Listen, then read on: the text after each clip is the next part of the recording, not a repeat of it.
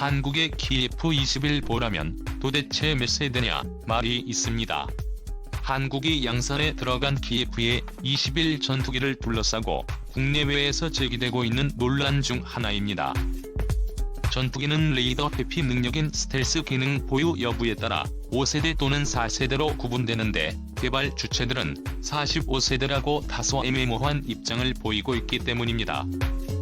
아시다시피 KF-21의 동체 형상은 어느 정도 스텔스기의 면모를 갖추고 있다고 평가하고 있는데 그게 아닌 완전 스테기 동체가 맞습니다. 미국이 자랑하는 세계 최강 스텔스 전투기 F-22 랩터와 닮았다는 소리를 들을 정도로 기체 형상이적 레이더 전파의 반사를 최소화할 수 있게 설계됐다는 뜻입니다. 공대공 미사일 4기가 판매립식으로 설치되는 것도 스텔스기라는 것을 뒷받침해주고 있습니다. 스텔스 기능을 겨누지 않았다면 여러 면에서 효과적이지 못한 동체가 커지는 판매립식을 굳이 고집할 이유가 없습니다. KL 측이 밝힌 KF-21의 블록 1, 블록 2까지는 유로파이터 타이프 나팔 등 최신 기종 레이더 반사면서 저가로 CS1제곱미터보다 우수한 수준의 스텔스 성능 0.5제곱미터를 갖출 계획으로 알려져 있습니다. 반면 2018년 이후 블록 3부터는 기체 내 무기창 삽입을 통해 미 공군 에크의 12000001제곱미터 F-35020001제곱미터 수준으로 개량하는 방안을 검토 중인 것으로 알려져 있습니다. 이에 따라 해외에선 KF-21을 액면 그대로 4, 5세대로 보는 시각도 있지만 실질적인 5세대 전투기로 간주하는 전문가들이 많습니다. 유튜브 채널 24의 밀리터리 좋아요와 구독은 영상 제작에 매우 큰 힘이 됩니다. 미국이나 프랑스, 중국 등 외부의 견제를 의식해 대놓고 얘기하지 않을 뿐 이미 최첨단의 의사 레이더 등의 스텔스 기능까지 겸비한 5세대 전투기가 확실하다고 분석하고 있는 것입니다. 국내 군사 전문가들 역시 KF-21은 표면적으로는 4, 55세대라고 하고 있지만 실제적으로는 처음부터 5세대를 겨냥해 만든 작품이라는 데 이견이 없습니다. 주요 국가들은 5세대를 내놓고 있고 6세대를 겨냥한 전투기 개발에 들어가는 마당에 한숨을 증사 5세대 전투기라고 비아냥대는 일부 자칭 군사 전문가들의 말을 무색하게 할 것으로 예상됩니다. 깊은 속마음을 장사꾼들이 어찌 알겠습니까? 항공기 특히 전투기는 항공의 꽃이라고 불릴 만큼 개발의 난이도가 높습니다. 항공기를 만드는 나라는 10개국 정도 되지만 실제 제대로 잘 만들었다고 평가받을 수 있는 국가는 5에서 65개국 정도밖에 안 됩니다. 중국은 스스로 대단한 것처럼 포장하고 있지만 한 수 아래 많은 평가를 받을 정도로 까다롭습니다. 아무리 화성에 가면 뭐합니까? 전투기도 제대로 못 만들면서 화성에 보냈다고 하는 것도 영상으로 만든 가짜가 아닐까 싶습니다. 전투기 개발은 실패 확률도 높고 투입되는 비용도 천문학적이며 개발부터 양산에 이르기까지 평균 20년이 걸리는 기간 때문에 초기에 세운 계획과는 상당한 거리가 있는 것도 사실입니다. 따라서 최고의 기술력과 뒷받침할 재정이 없이는 중도에 포기하는 경우가 비일비재하고 또 완성된 후에도 발생하는 많은 문제 때문에 제대로 활용도 못하고 사장되는 케이스도 많습니다. 그런 이유로 대부분의 국가에서는 개발은 아예 엄두를 내지 못하고 한국에서 구입해 사용하는 게 대다수입니다. KF-21 제기가 선보일 때까지도 미국산 전투기 사용이 훨씬 좋은 조건인데 곧 국산을 만드는 이유가 뭐냐고 따졌던 자칭 군사 전문가들도 덜어 있었습니다.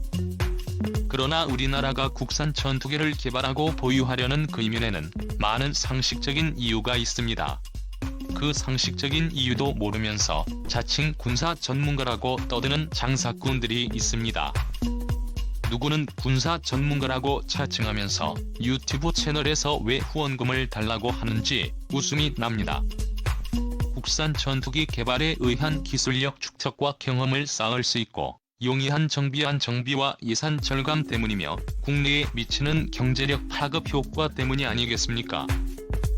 전투기는 평균 30년 이상 업그레이드하며 사용하는데 헬기 시점까지 들어가는 수명 주기 비용 즉 LCC가 최하도입 비용의 3에서 4배에 달합니다.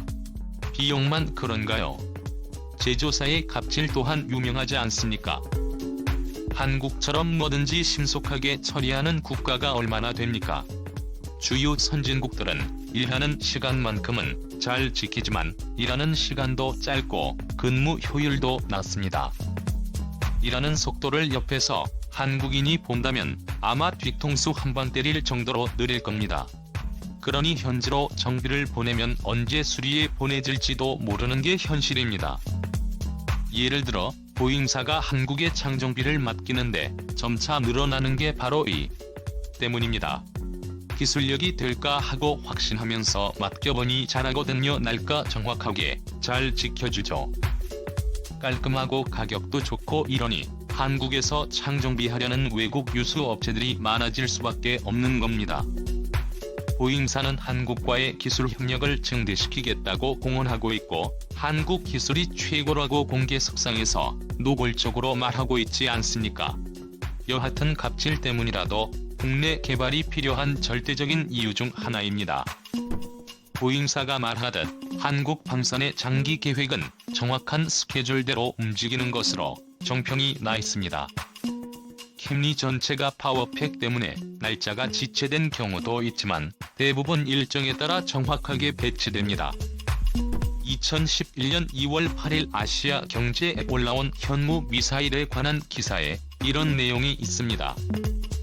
현무 3시가 중부지역이 특히 2020년에 추역하는 중형 잠수함 KSS-3의 수직발 사관에 탑재돼 운용될 것으로 알려져 그러니까 10년 전 기사에 2020년에 도산한 참호급 잠수함이 추역할 것이라는 내용과 수직발 사관에 대한 내용이 정확하게 나와 있습니다. 예정대로 정확한 날짜에 진수되고 수직발 사관도 미사일도 준비되지 않았습니까? 일정을 지킨다는 것은 당연한 것인데 뭘 그걸 갖고 그러는가 하겠지만 그게 아닙니다. 이는 상당히 대단한 겁니다. 계획에 의한 일정을 지켰다는 것은 여러 의미가 내포되어 있습니다. 우선은 첨단 기술력을 갖추고 있었기 때문에 계획대로 차질 없이 정확한 진수를 할 수 있었던 겁니다. 또한 예산 확보, 차제 수급, 인력 관리 및 연구 등에 대한 모든 것이 오차가 거의 없어야 가능합니다. 이게 말로는 쉬운 것 같은데 10에서 20년 동안 제작해야 하고 수많은 하청업체와 긴밀한 조율을 함께 하면서 정밀한 부품과 무기 체계를 함께 개발하며 진행되는 방산을 예정한 시기까지 일정을 맞춘다고 하는 것은 사실 기적에 가깝다는 말들이 나옵니다. 세계적으로 초기에 공표한 대로 완제품이 나온 예가 드물기 때문입니다. 프랑스 전투기 나팔은 어떤지 예를 들어보겠습니다. 우선 우리가 생각하는 인도네시아의 나팔 전투기 구입 건에 대한 최근 근황을 보겠습니다. 저 사람들 우리와 KF-21에 대한 약속은 지키지 않고 라팔을 구입하는 모습을 보면서 속으로는 그랬습니다. 어디 너희가 얼마나 잘 드는지 한번 두고 보자 이러지 않았습니까? 우리 한국인의 저주가 무섭지 않습니까? 일본만 해도 한국 잘못 건드려 지금 올림픽이 저렇게 풍비박산된 것 아닙니까? 일본 도쿄 올림픽에 비해 우리 평창 동계올림픽 얼마나 깔끔하게 잘했습니까?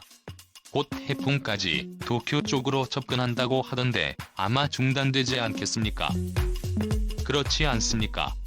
요새 고이케 도쿄지사가 자꾸 뉴스에 나오는데 저 기태가 극우 혐한의 대표주의자입니다. 한국인 학교 확장하려고 하는데 저고이치가 번번이 거부하고 있을 정도입니다. 아주 못된 사람입니다.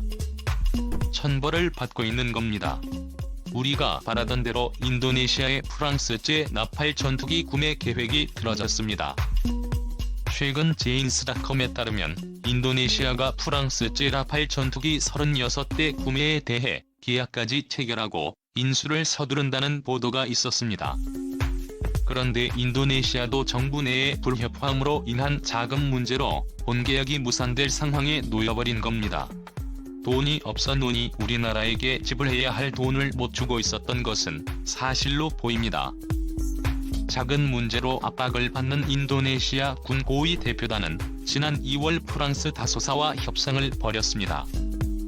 그리고 프랑스 등 외국계 자본의 융자를 통해 나팔 전투기 구매라는 큰 틀의 재무적 원칙을 마련했습니다.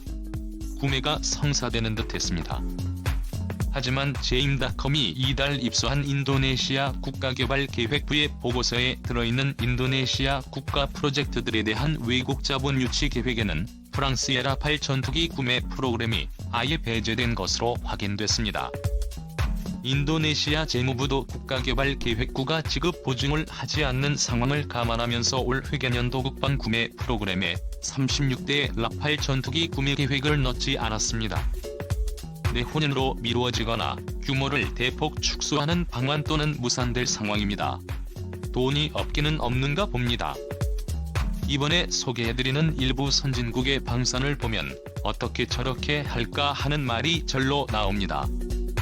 이를 보면 정부와 방산업체들 정말 잘하는 겁니다.